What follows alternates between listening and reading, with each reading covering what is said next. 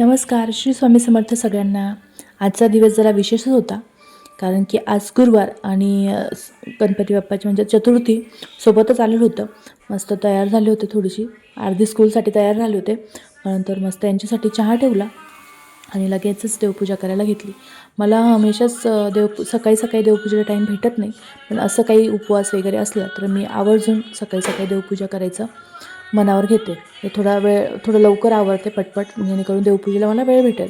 मग छान असं स्वामी समर्थांचं आणि गणपती बाप्पाचा अभिषेक करून घेतला होता आणि छान त्यांना मस्त त्यांची पूजा करून घेतली. आणि थोडे फुलं होते आमच्या बाहेर, घराच्या बाहेरच झाड जास्वंदाच्या फुलांचं. म्हटलं चला आता 2-4 फुलं भेटली तेही वाहून देऊ देवाला. आणि मस्त अशी फुलं वाहिले आणि सकाळी सकाळी मस्त असं छान शांत वातावरण, त्यात देवपूजा आणि देवाची छान अशी चालू असणारी गाणी.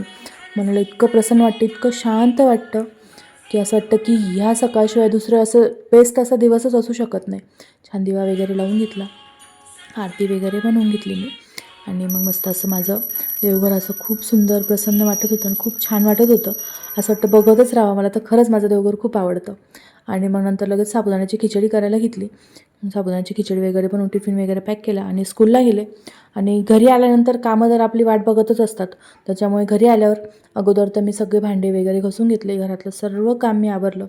त्याचं काही शूट मी घेतलं नाही.